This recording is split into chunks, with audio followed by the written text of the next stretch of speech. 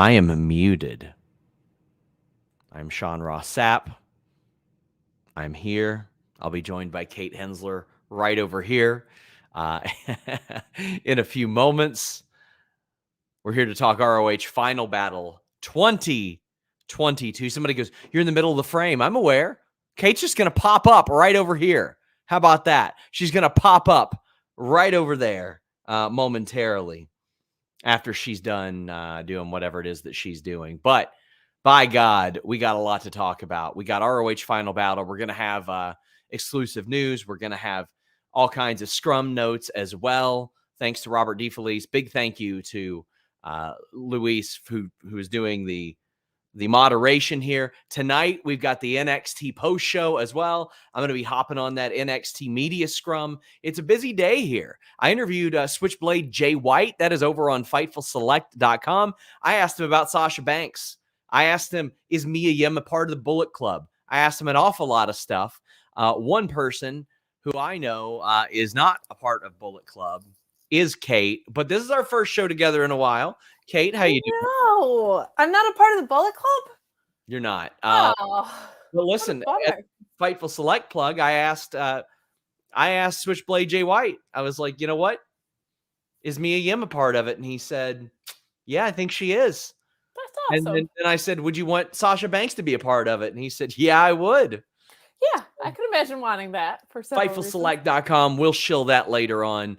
Get in your super chats, get in your humper chats. That greatly helps us out. Leave a thumbs up on this video. If you're watching after the fact, leave a comment on this video. That engagement really, really helps us.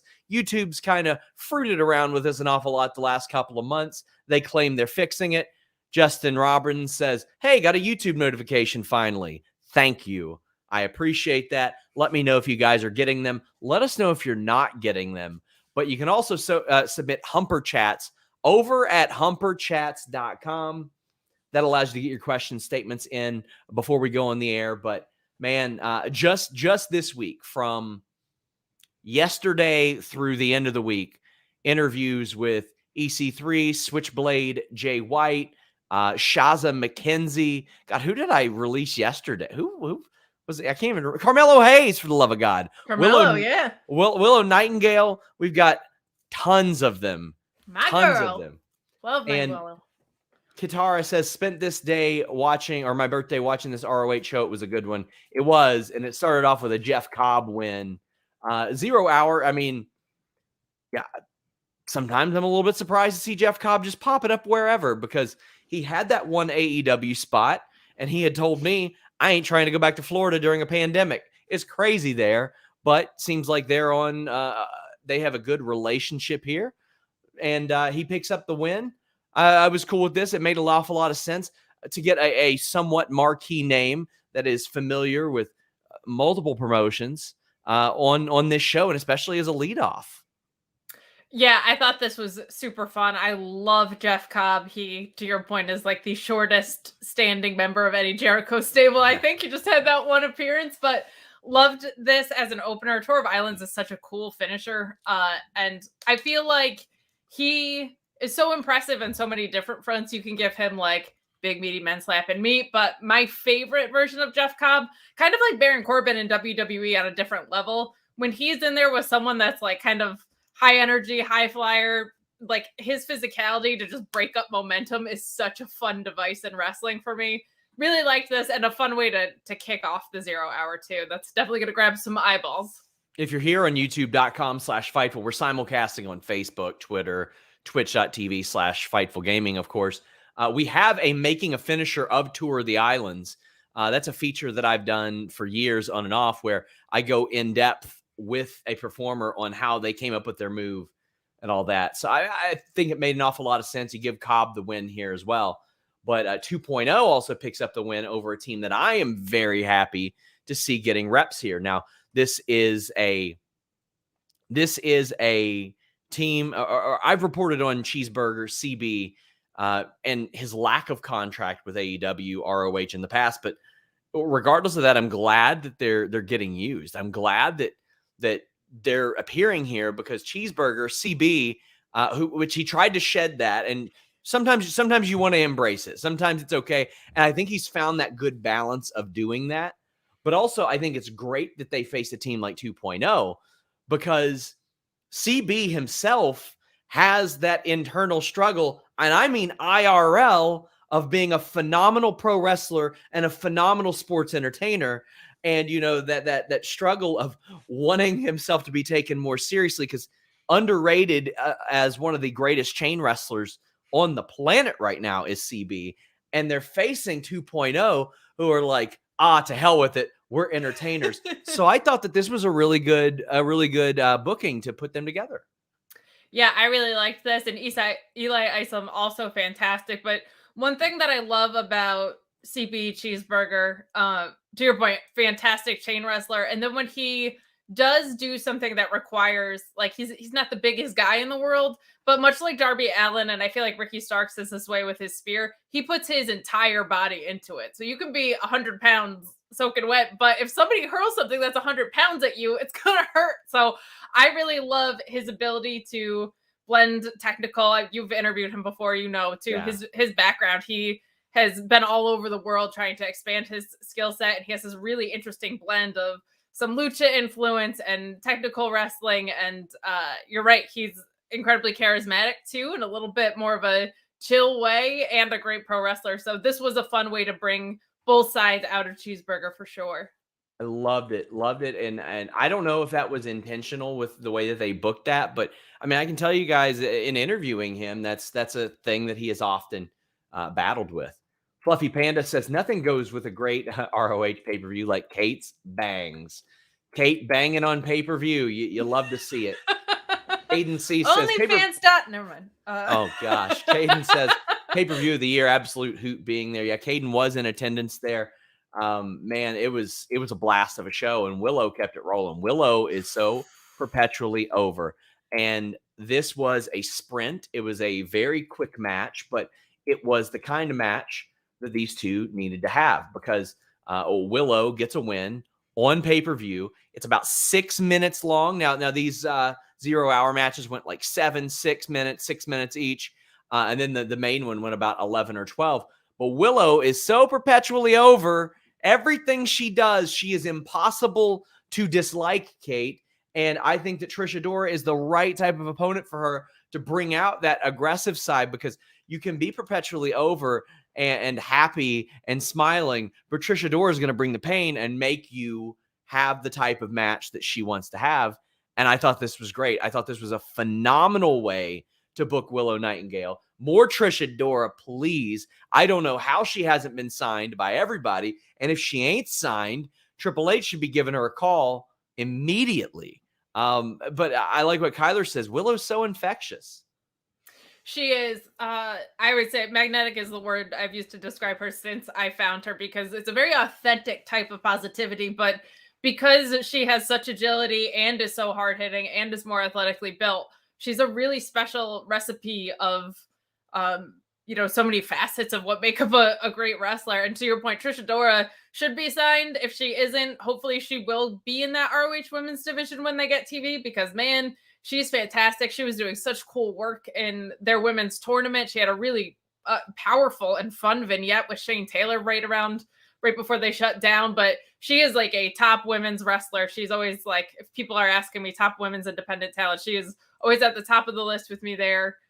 So absolutely ecstatic to see her. And these two needed to have a collision at some point. It just feels right. They have a fun little crossing paths before. So this was fantastic.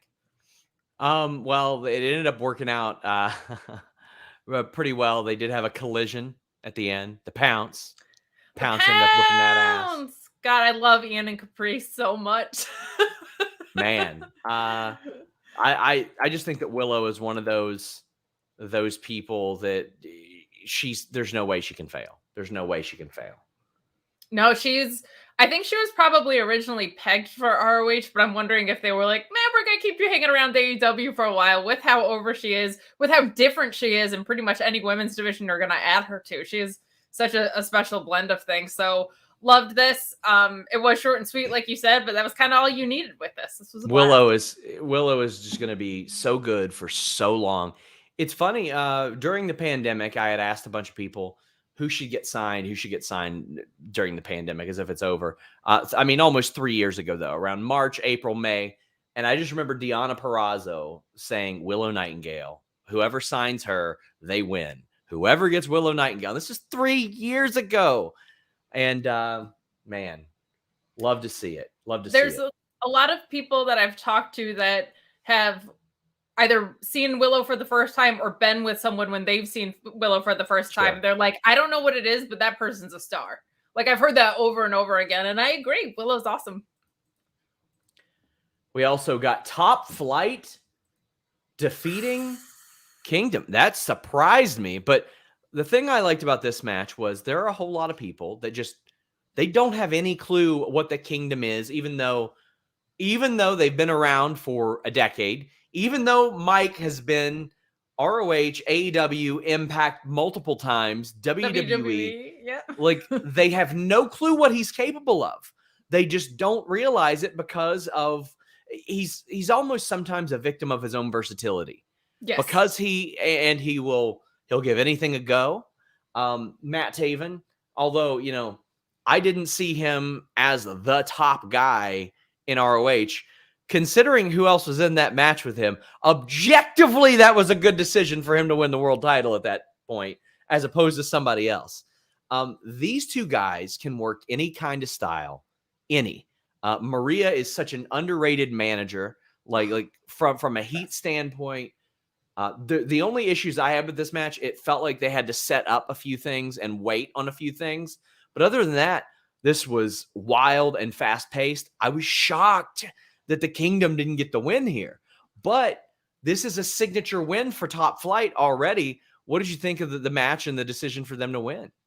Yeah, it seemed like they were leaning pretty heavily on the more well-known talents to win rather than the maybe ROH talents or now independent talents that had ROH experience coming in here. I did notice that as a theme throughout the night. We saw it with Daddy Magic and Cool Hand Luke, but I think you had to do that for the story of the title picture, right? Things coming down the mountain. I thought this was probably their opportunity to let a previous stable that you're going to be working with consistently, it seems like, go over here. But as far as the match that was in front of me, I thought it was fantastic. I really, really liked the finish. That like powerbomb position and Dante with the moonsault onto Bennett was such a fun way to wrap this up. Only thing was that Dante slipped on that dive. I'm glad he's okay. That looked really, really scary. Again, props to Ian and Caprice for covering it up as well as they did. But this match was a blast too. Definitely a collision of styles here. And to your point about Mike Bennett being versatile, he's also extremely selfless. Like, I've seen him Indies, Impact, wherever. He is just out there to make other people look good and have fun doing it, it seems like. And we saw a lot of that tonight as well. I really liked that that Matt Taven looked like he cared about losing this match. Like, he looked pissed losing this match. And that's something that matters to me, because if it doesn't matter to them, then it won't matter to us. So I'm so glad to see that. That finish, holy shit. Awesome. That finish was fantastic.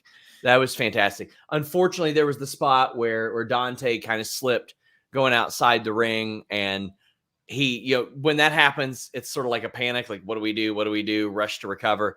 That was a damper, but damn, man, like, I thought that this shocked me. Top Flight winning shocked me, because to me, it's like, oh, of course they're going to give the established ROH talent the win, especially not just that, but these guys have been main event established ROH talent for such a long time that I just thought that was like, well, okay, there they go. But I like the decision here, and I'm actually I'm far more interested in what happens to the Kingdom with a loss than I would have been with a win, because like that was sort of predictable to me. So really happy to see how that went. Velocipaster says, one of the standouts for me is the ROH stage. Looks incredible. Way better than AEW's. Time for AEW to get a facelift. Love the pay-per-view, though. Hoping for an ROH weekly announcement. Thanks for the coverage. Tony says that we'll find out more. To me, at this point, if you don't have, and again, we don't know yet, but if you don't have a TV deal, you just at least need to be filming that stuff at Universal Studios or something. Like, get it out there, proof of concept. Dana White's got a league where people slap each other in the goddamn face that got a TV deal.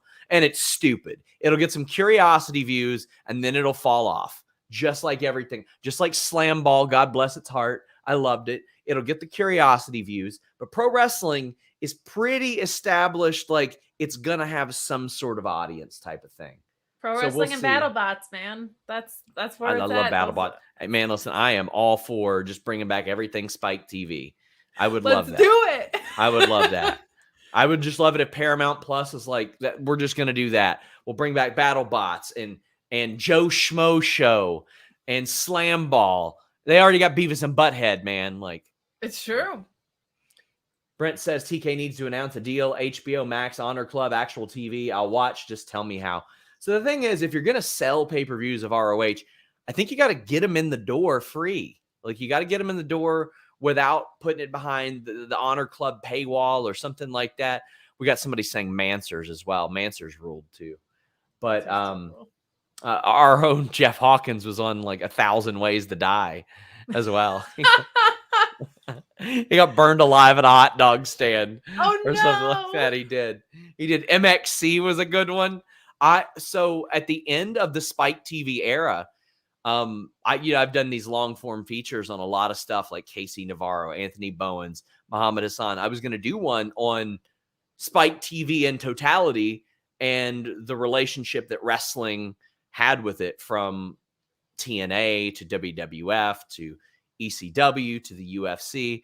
And unfortunately it didn't end up happening, but man, lots of fond memories there. But to me, it's just, I wonder if they've had any offers, because it's hard for me to believe they haven't had any with some of the garbage I see on TV. Yeah, and I would find it kind of frustrating if this happened in February, right? The purchase did, and we waited all this time for them just to go put it on YouTube. It would be kind of like, well, that was a really long wait to just end up putting it on YouTube. But to your point, accessible is good, free is good. There's a built-in wrestling audience on YouTube for AEW fans specifically. So there's a lot of pros and cons to both. I would imagine the mergers are screwing up some of that too. Darren says, is Colt injured? Surprised he wasn't on 0 Hour of the pay-per-view. I haven't heard, but I would imagine he was helping out in some capacity. I'm honestly surprised he hasn't been on commentary or anything like that with Caprice and Ian. But boy, I'm going to glow about them later on. Caden says, was going to spend money on merch, but you all saw the stand. Come on, AEW ROH. That was abysmal. Is there a reason for the small merch stands? I'm going to find out what's up with that, because it happens at AEW as well. And to me, it's just money left on the table. To me, I don't know how you don't have more merch there when people want to buy it there. They want to buy it there. ROH also didn't have the most expansive merch stands in its regular form either. I'll say they had their pillow buddies, which were awesome, but like it was kind of a limited selection of shirts. Boy, this was an awkward finish. Blake Christian, AR Fox defeated Roosh and Dralistico. Something wrong happened there. Now, they can obviously just run this back on TV. The match was a blast before then. I love watching AR Fox. It's amazing how he can somehow do these death-defying aerial things, but slow himself down in the air while he does it. It is just a remarkable approach. I can't believe it. And Blake Christian teaming with him isn't the type of team that I had originally anticipated, but it's a good team. And you got him, you're using him. Why not? To me, and this is to me, this is not a report. I don't think there's any way Roosh was supposed to lose this match. And judging by the way that they both behaved after this, it became obvious. They almost beat the shit out of the ref. They started to crack AR Fox and Blake over the head with chairs, which is also a no-go. It seemed like they were like, oh shit, oh shit, oh shit. How do we get our heat back? Well, let's just brutalize them with chairs. I guess time will tell. Look what happened with Athena. That worked out all right for her with Jody Threat. So, but they seemed very pissed off by this finish. Yeah, I don't know what happened there. There was a 450 something in there that was supposed to happen, but didn't. But it was a really fun match before that. Unfortunately, this is kind of the takeaway. It just, I think, got a little bit over clumsy. It was a little bit too much high energy stuff happening, but a fun match beforehand. I'm with you. I don't know if an audible got called or, it ended how it ended. So to your point, they were like, what do we do to get our heat back? But it definitely felt like Rush should have been the one to go over there. He's by far the most profiled one in the match on AEW and ROH television. So it should be. He's absolutely fantastic. So yeah, I don't know what happened there, but it was messy and unfortunately kind of the biggest takeaway of this match, which was fun. Great to see Blake Christian in action. He signed a few months ago, right? And we haven't seen a ton of him. So yes, love seeing that. Would love to see like Josh Woods and Tony Nese kind of maybe get in the mix somewhere on this product too. But nice to see guys that were kind of featured and then slid away, come back into the picture like Blake Christian. I want to address this. Somebody said the Jody Threat myth again. It wasn't a myth. That's what happened. She just wasn't going to complain about it because she's tough as nails. They ran with it. That's about it. There was no myth. I talked to people that were close to her that were like, no, she's not going to complain because she's tough as nails. That finish though in this match, woof. Shot Kid says, what a show. Even with the weird finish in the opener, it was one of my favorite pay-per-views of the year, with maybe my favorite tag match of the year.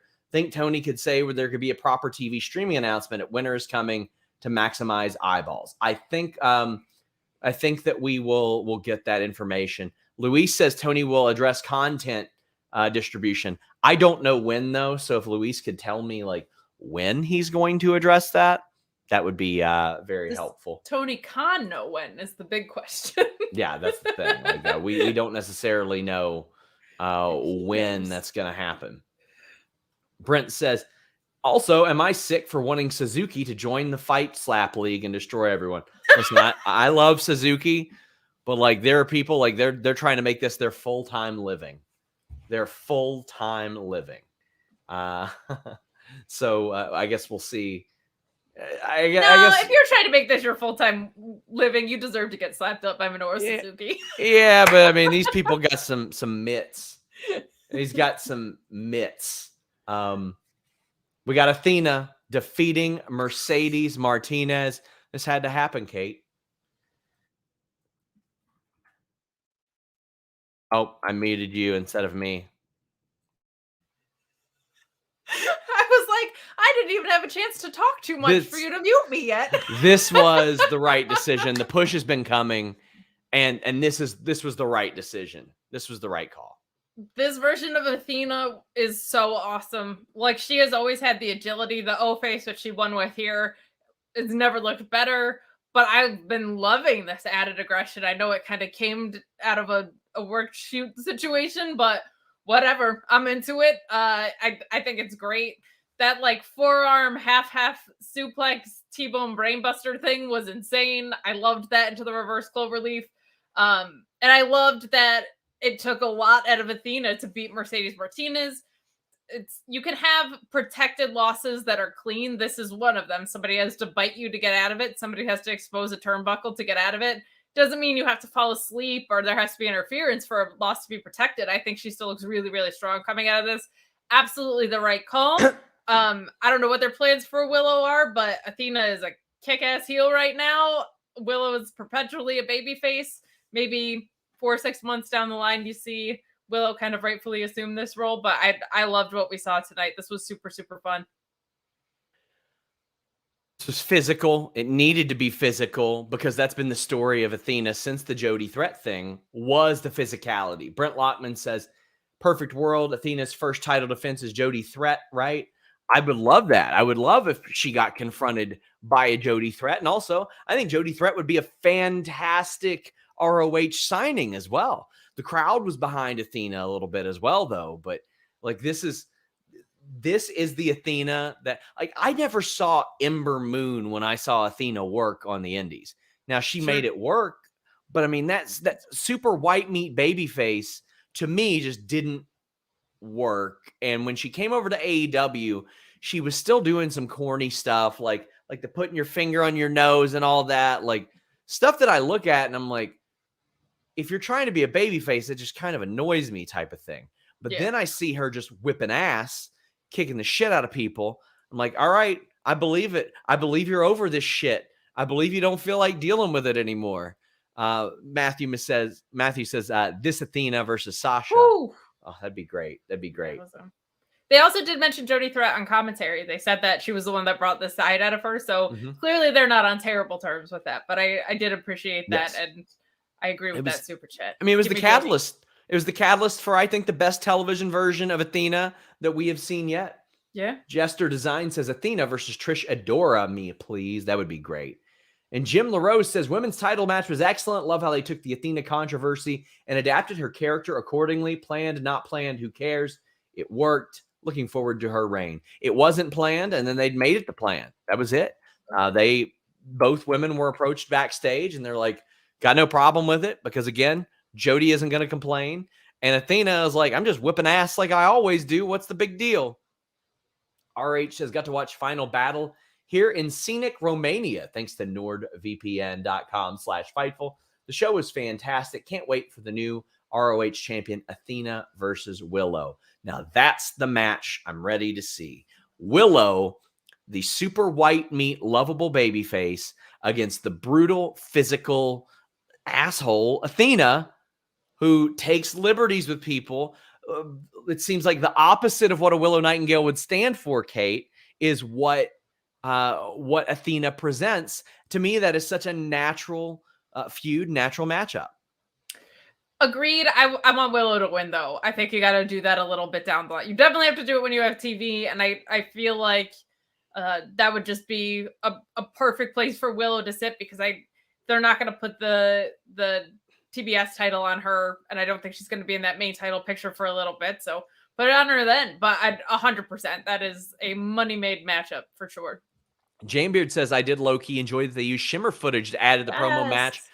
While talking about their history. Yes, that was a good approach. I mean, there are so many women that formed what they have in Shimmer. Athena at the scrum says she wants a celebration on Wednesdays. She wants a minion section, cupcakes, and pyro. He said, Tony Khan said that Athena will have many challengers in AEW and ROH, and she wants today's indie wrestlers to strive for greatness. She says it was a different era for her and doesn't want to comment too much on the struggles. Tony is going to address content distribution later in the evening, it looks like. Now, I don't know if that means at the scrum. I don't know if that means afterwards tonight, but we'll see. Right during NXT. Gambeard says, if Suzuki is joining, so should Ishii. I'll tell you what. I'll tell you who can join regardless of what country they're in. If you use NordVPN.com/Fightful. And this is an outdated graphic. How about this? 4 additional months free right now with your plan. 4 additional months free with NordVPN.com/Fightful. Change your virtual location with just one click. You could have got this pay-per-view at a much more affordable price. I had somebody hit me up after they subscribed. They said, I feel like I'm getting away with something. I said, you are!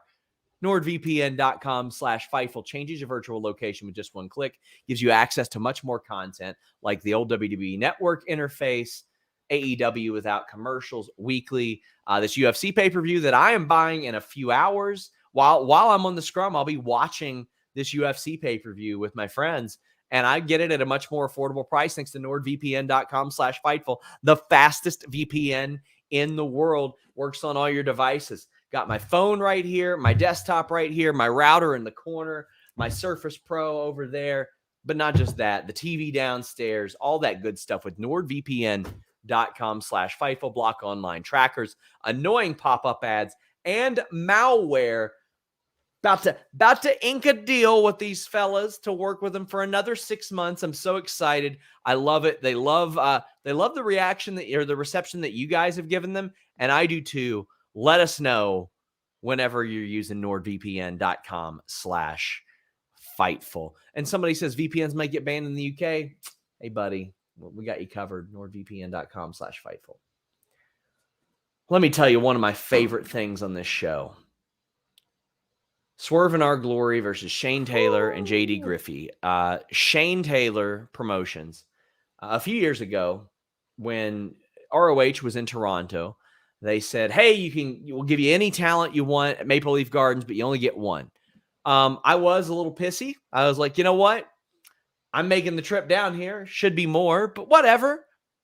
The person I want is Shane Taylor because I know he wants more publicity. I know he wants more promotion. I know he wants those things. And he showed up early with his championship belt in front of this awesome Maple Leaf Gardens setup that we had there. It was beautiful. And he was so happy to do the interview. And I loved it because he wasn't getting that promotion all the time. He wasn't getting all of that publicity. And like, it's one of my favorite shots as you see it here in front of some of the Maple Leaf Gardens stuff there. But long-haired Sean. Yeah, I know. Long-haired Sean. But I love the way they set this up. Keith Lee went to Tony Khan and said, hey, you wanted to give us a match? Let's do me and Shane Taylor. We've got history. He's got history in ROH. His tag team partner, JD Griffey, which, you know, the former Shane Taylor Promotions is now disbanded because you got Khan elsewhere. But JD Griffey had history with these guys. He's been around for almost a couple decades as well. Then you got Swerve just being a toxic dick to everybody. Just being a toxic piece of trash to everybody. They went out of their way to, one, get Griffey in the ring as much as possible, the least exposed person out of this. But from the get-go, it warmed my goddamn heart to hear them go, we want Shane. We want Shane. Because that's something, quite frankly, I never heard them say in ROH. And it's something they should have, because I can't tell you how many breakout performances he had. It wasn't just breakout performances. He's just good. The guy is just good. It's just unfortunate that Keith Lee went one direction way up and Shane kind of plateaued, especially once ROH stopped going around. But the energy for the anticipation of Keith Lee and Shane Taylor, who did not team together that long, were not prominently featured, but people know the history and respected the history, was amazing. I loved when Swerve tagged Lee out and was like, no, you're not getting it. You're not getting it. Swerve played this so well. Van Twinblade said Will's cousin is misbehaving. He was. This was so good, Kate. Keith Lee catching Shane Taylor midair? What? The tope into Keith Lee's arms and then Keith Lee sparing JD Griffey's life was great too. I loved this. To your point, I love the way that they played off history and introduced us to that history without shoving it down our throats. Everybody complains one way or the other. Either things are spoon-fed or, God forbid, you have to Google somebody, right? So I really, really liked the way that this was set up on Rampage. I've loved what Shane Taylor was doing on ROH for a really, really long time. He deserves the credit. To your point, that guy spares like no sacrifice like that he's not willing to make in the ring, out of the ring. Like very, very good stuff, and great at very like pretty much the whole gambit of what you need out of a pro wrestler. Shane Taylor's willing to give you. We saw some really great promos in ROH with him. I love seeing him back on television. I love seeing him on pay-per-view, and I love seeing him in this story. Swerve, he's going to be a top heel real soon, guys. Like, as soon as this storyline is wound up, it's going to be him, MJF, him, and Samoa Joe is just like your top heels. He'll be the non-titled one running around, but he's going to be a monster heel for years to come. Years to come. He's got that evil smile that, like, you know he's up to something. You just don't know how devious it's going to be. And it's one of those, it's almost like an Angelica from Rugrats type of smile. You're like, what is he capable of? Like, what is he really going to do? And to a Keith Lee, that shouldn't be like a daunting thing, but it's got to be. It's got to be. I love this match. I loved Swerve or Lee getting the win after he walked out too. Rerun says, Keith Lee shouldn't be physically possible. My first chance seeing JD Griffey and color me impressed. I hadn't seen a lot of JD Griffey either. I'd seen him a few times on AEW, a couple times on Impact, but I haven't seen a ton. Seemed like this was intended to make him look really good too, which I appreciate because we knew what the story was going to be. They kind of gave us this as well, seeing JD Griffey look great in this match. And on top of that, what you were saying about Swerve, it's so powerful when someone is just effortlessly cool because you can just book them heel or face and I'm on board either way. Because like there's part of me that wants to root for that guy, but I absolutely relish him being such a, you called him toxic, perfect word, like such a dick. running around. Jester says, when is Kenny King done with Impact? Would love a rematch between Shane and Kenny. I think he's signed. I could be wrong, but I think he's signed. By the way, guys, let's do a little drop in. Look at our friend Denise Salcedo on the pre-show of NXT. Denise! We are so proud to work with this woman. She works so hard. And you know what? I'm going to go back and actually watch the pre-show because I'm so proud of her. Send her love. Send her some good reaction, some positive reinforcement. I'm just so goddamn proud of her. She's doing great, and she works her ass off. We had the Embassy defeating Dalton Castle and the boys for the ROH 6-man titles. This is my favorite Brian Cage in-ring run of his entire career. This guy went off TV for a year, and he said, well, that ain't ever going to happen again. And he has just worked his ass off. I got a lot of respect for the boys, too, because the boys who have added muscle in the last few years have worked their asses off. They could have just went and ran the circuit as the boys, never adapted, never did anything else. What they did was say, you know what? We're going to go be the Tate twins.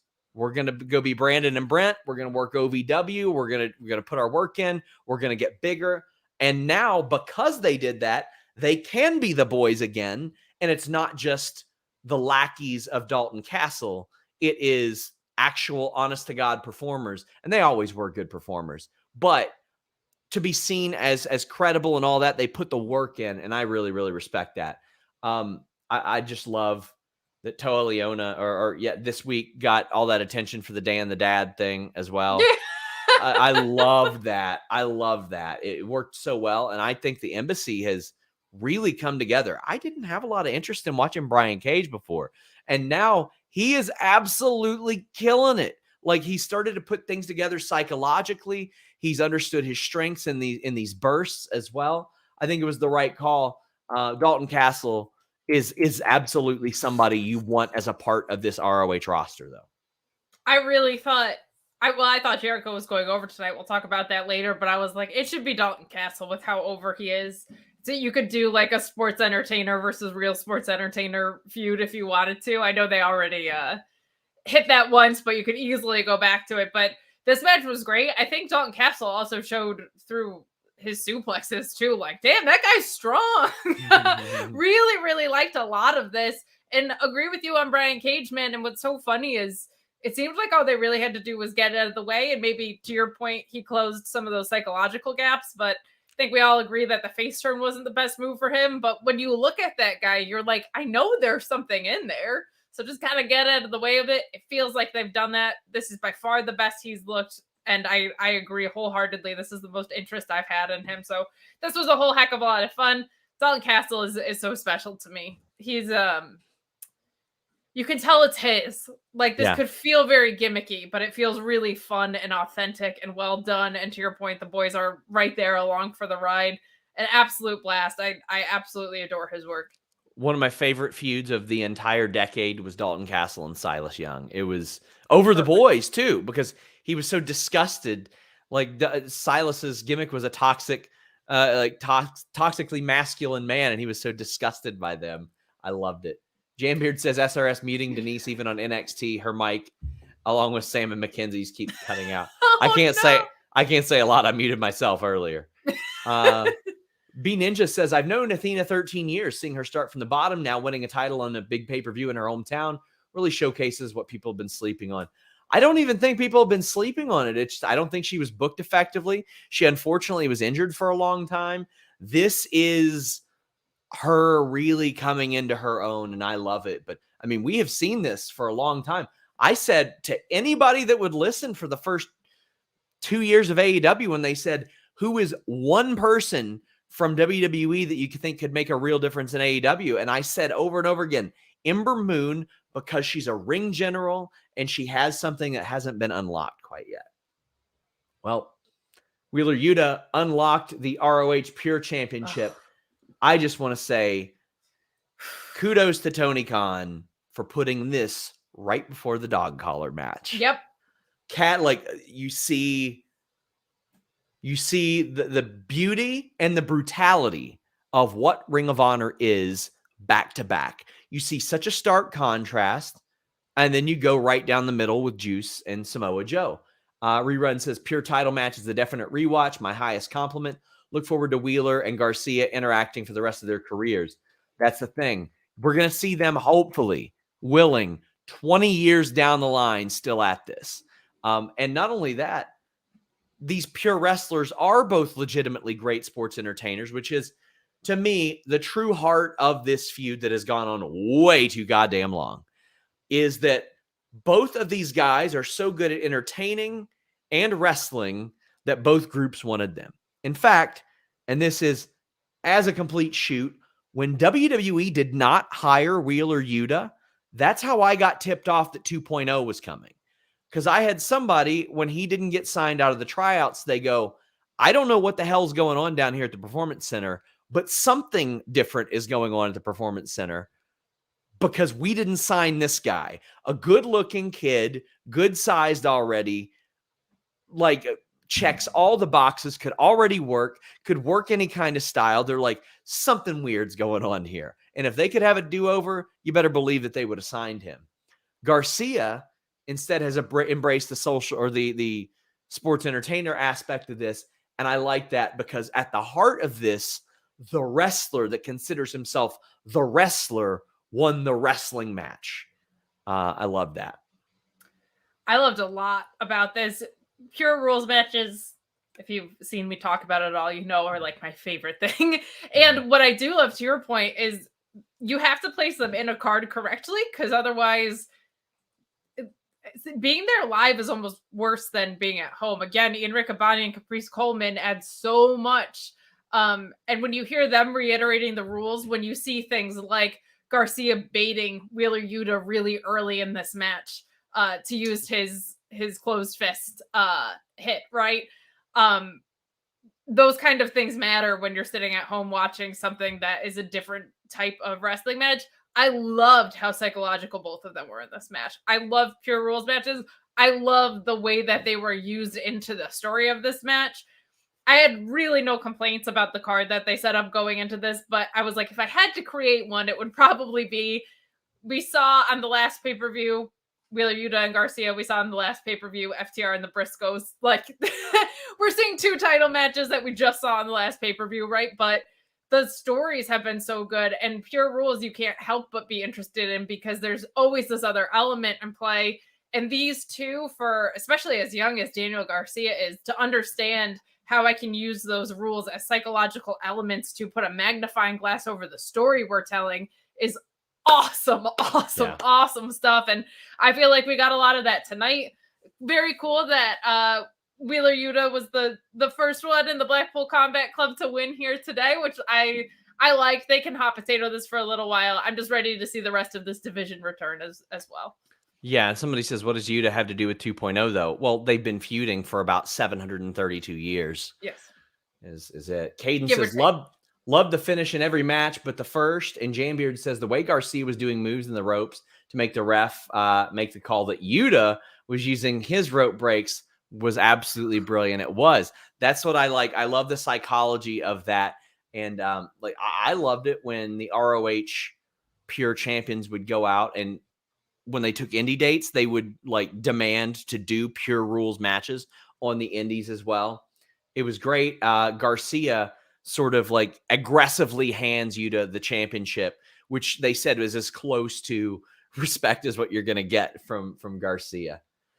Tony Khan says that Trent Seven is currently per appearance, by the way.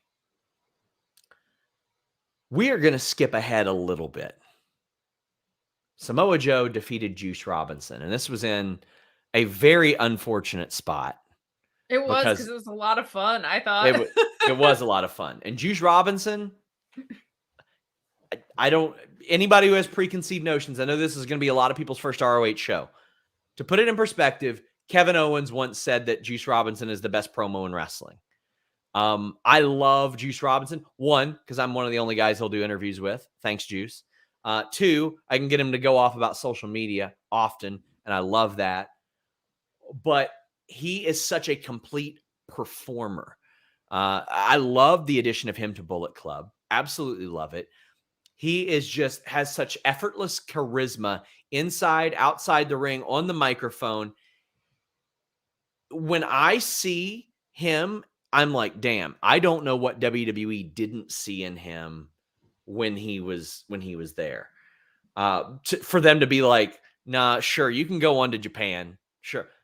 There ain't no way there's no way they didn't see this in the Performance Center. There's no way they're doing promo classes all day. There's no way they couldn't have witnessed it. And this guy is such a special talent. And I'm really excited for people to see it. I was hopeful that they'd get to see it years ago when it looked like he was coming into ROH.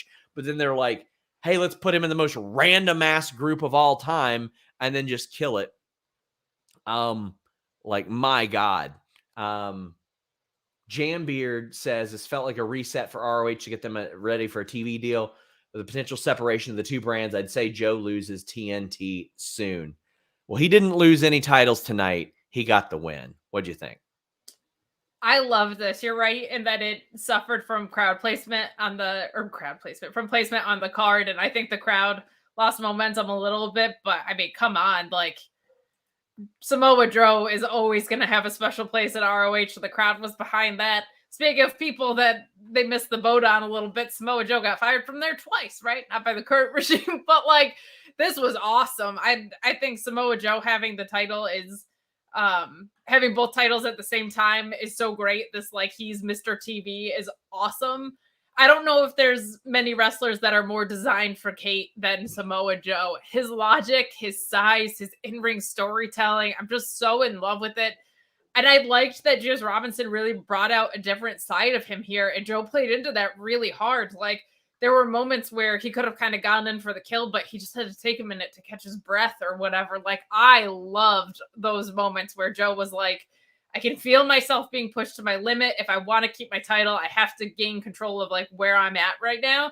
Is really, really fun and different than what we see from Joe a lot of times. He's walking away from high flyers and kicking people's ass. Like, I loved what we saw in this match. We'll get to the tag match, but I think that's kind of why it was maybe a little bit more slow to burn. But man, I'm never going to be mad when Samoa Joe's on my screen, especially with titles. Yeah, and Juice was a great... Juice was...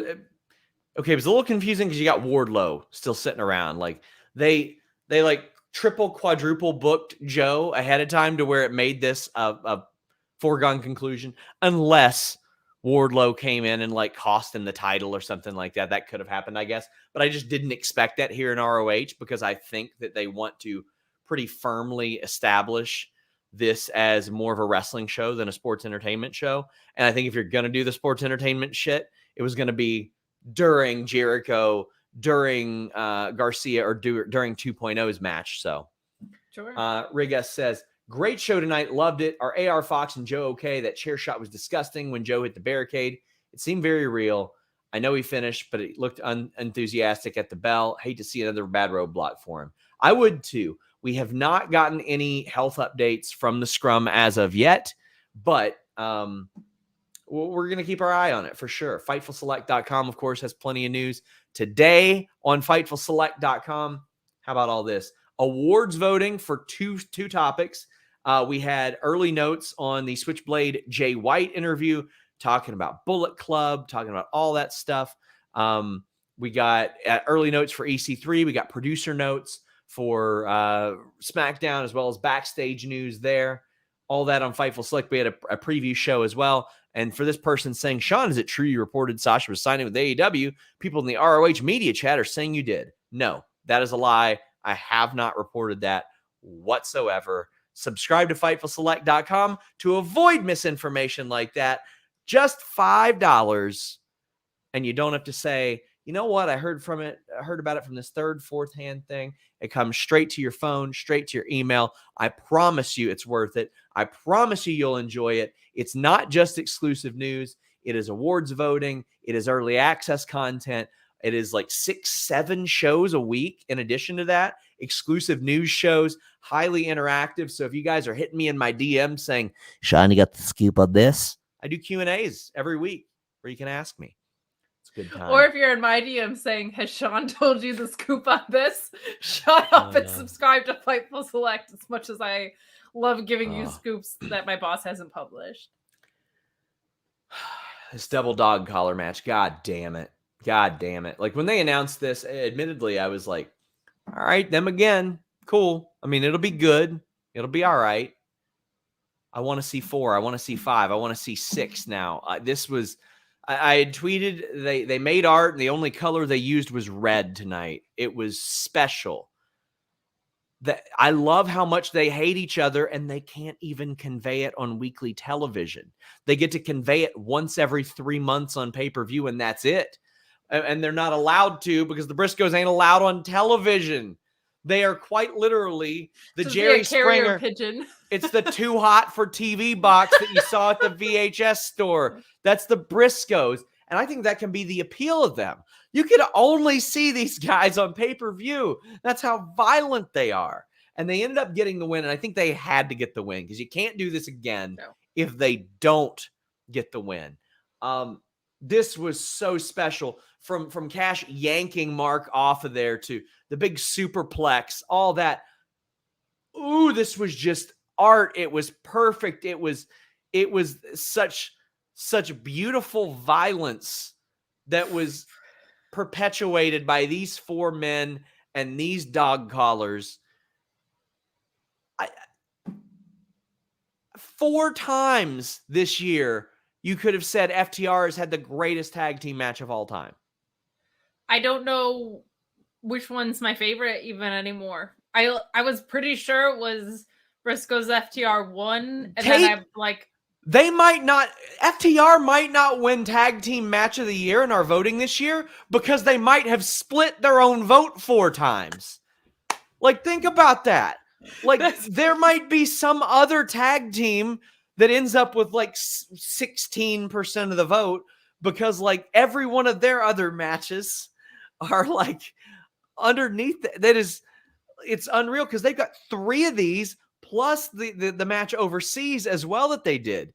It's unreal that they had maybe the top 4 matches and somehow it might split the vote. Yeah, Alex, are we even talking about FTR Young Bucks in that? No, God damn. We're not. It's crazy. What do you even say about a match like this? I felt this way about Takeshita and Mox yesterday. I'm like, I would have to call out the whole match if I were to talk about spots. The one that I will say is when Jay lifted Dax up for the Doomsday and we had that distraction that allowed Cash to toss Mark off the top rope onto the stack of chairs. I mean, my God. I admittedly was hesitant about this match too for 2 reasons. One, we saw it twice.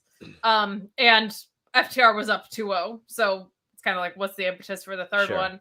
And 2, there's not like a blueprint for a successful double dog collar match. Now, where I did have faith in it is that Dax Harwood is probably one of the most logical wrestlers in pro wrestling today, if not the most. So I knew if anyone was going to make it work, there's a guy in there that definitely would. I feel like this was also great. We talk about Dax ad nauseum, and we should, but Cash Wheeler's great. And there were a lot of spots in this match where Cash Wheeler was really great, as were the Briscoes. It was just so special. Like I thought it was over at the J Driller. I thought that was it. Yes. Yeah, and I will say, this was just over 15 minutes long, and that's exactly how long it should have been. It should not have gone on longer than this. It was too brutal. It was too intense. Like, that's a roller coaster, and you need to get off the ride at some point, especially when this wasn't the main event. We had another match in between this before we get to the main event. So, my God, this was so special. Feels like New Day and Usos, where I'm like, all right, fine, just wrestle all the time. Every time is different and special and amazing. I'll complain it'll be a rematch, and then when it happens, I'll be like, that was one of the greatest tag matches I've ever seen. So, FTR, this is just a special run. It's a really, really special run, and I'm so glad they get to do it. Guys, leave a thumbs up on this video. We would greatly appreciate it. Jambeard says someone had a sign that said Dax plus dog collar equals fantasy, and Caden had to send share pictures of FTR and dog collars.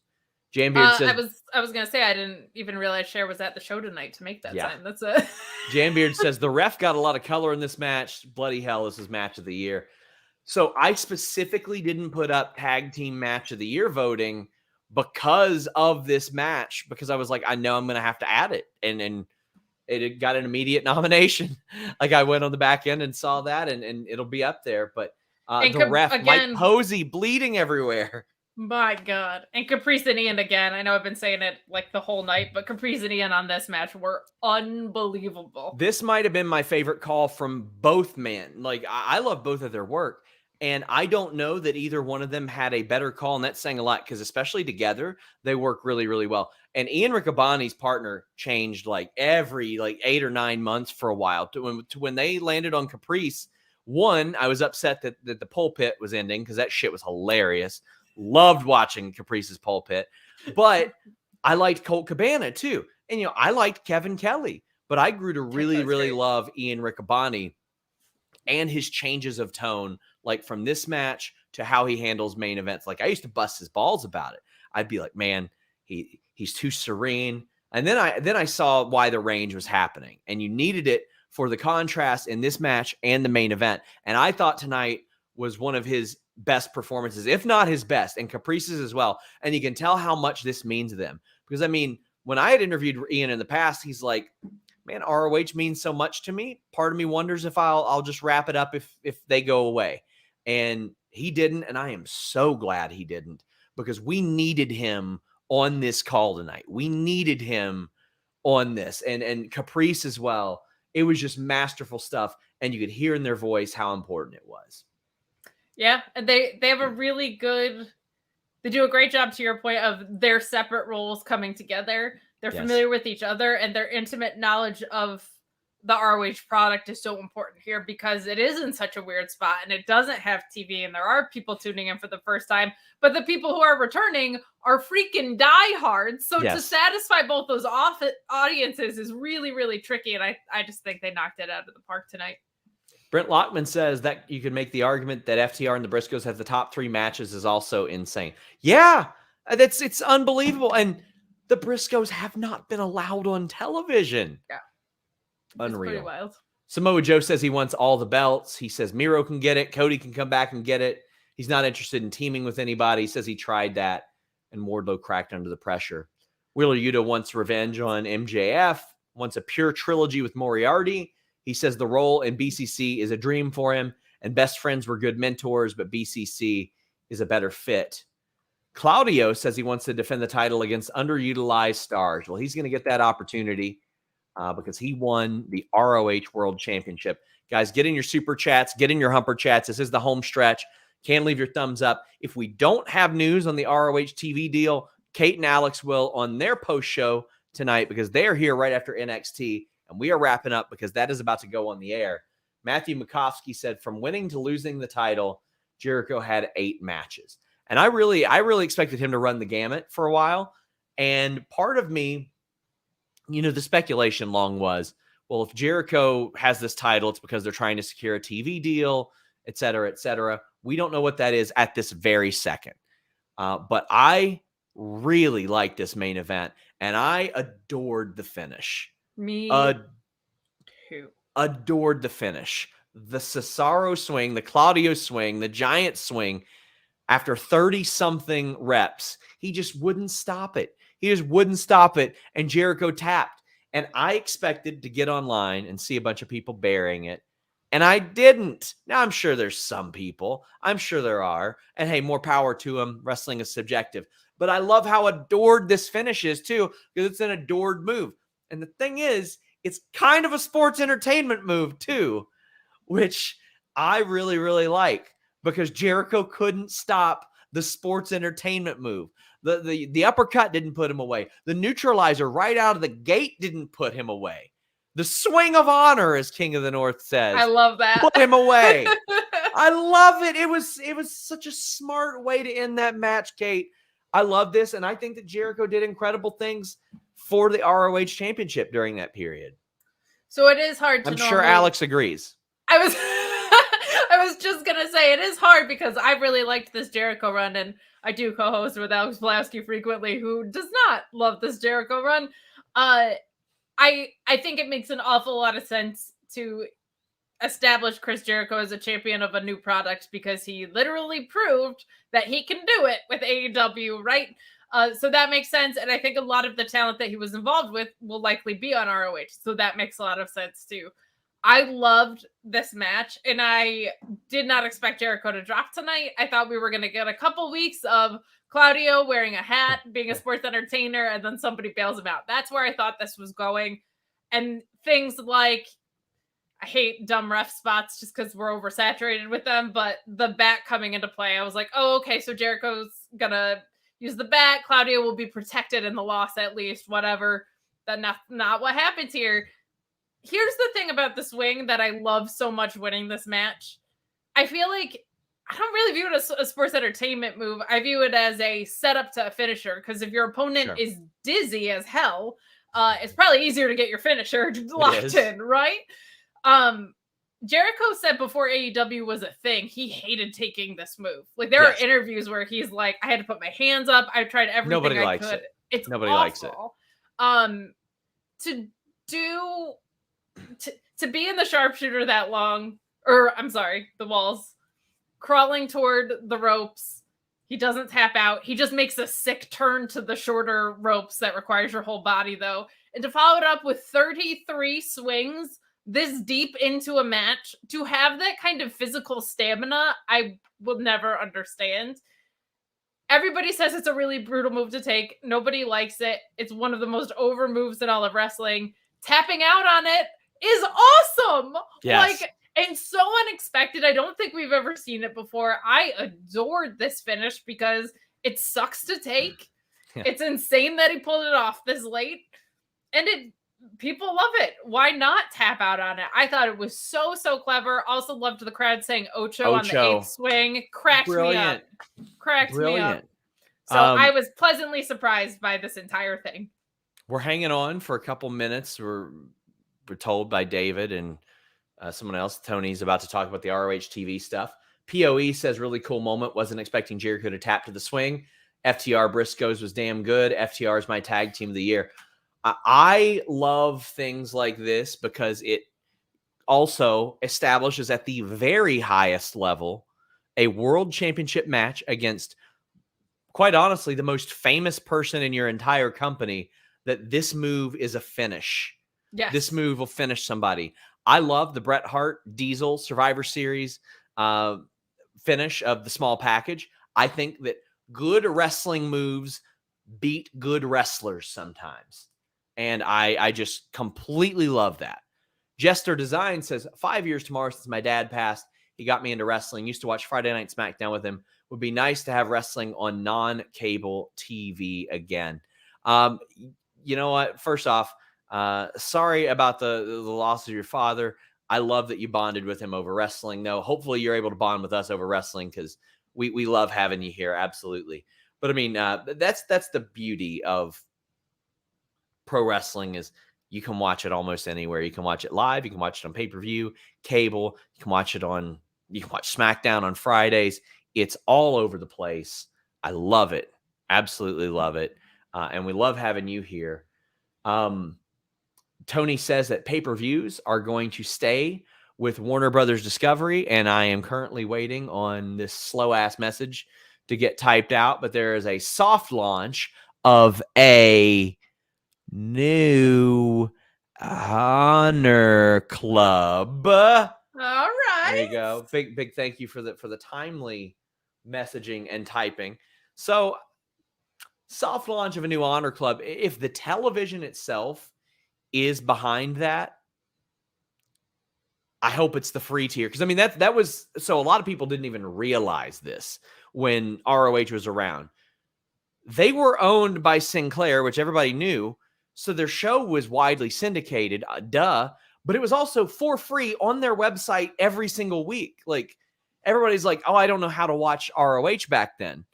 Well, it was on their website every single week for free, or on Honor Club for free. And an hour long. It was so nice. Yeah.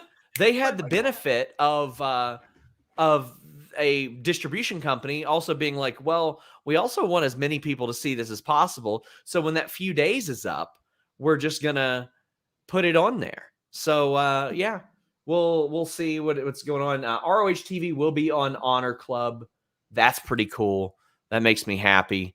What are your thoughts?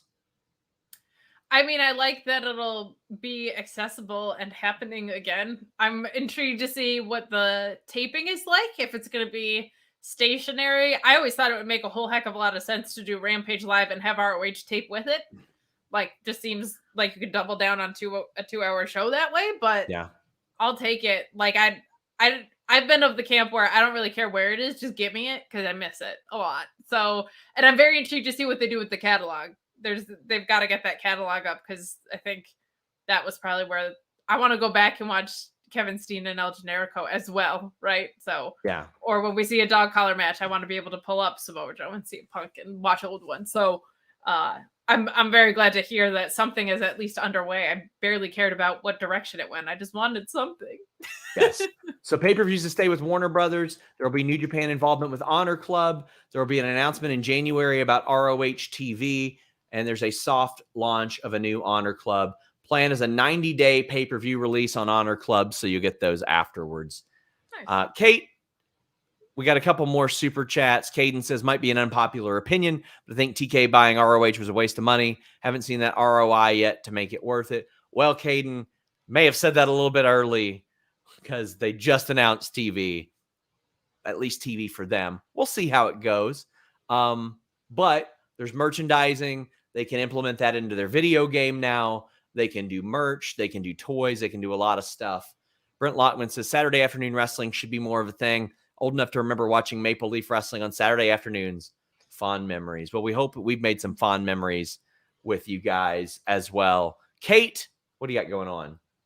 Well, in a couple hours, I'm doing the NXT post show. So come right back here for that. It'll be Alex Pulowski and myself. You can catch me Monday nights on Fightful Select, joining Alex as well for reviews more often than not. Tuesdays, every Tuesday on the main channel, doing Sour Graps and AEW Rampage and SmackDown post shows.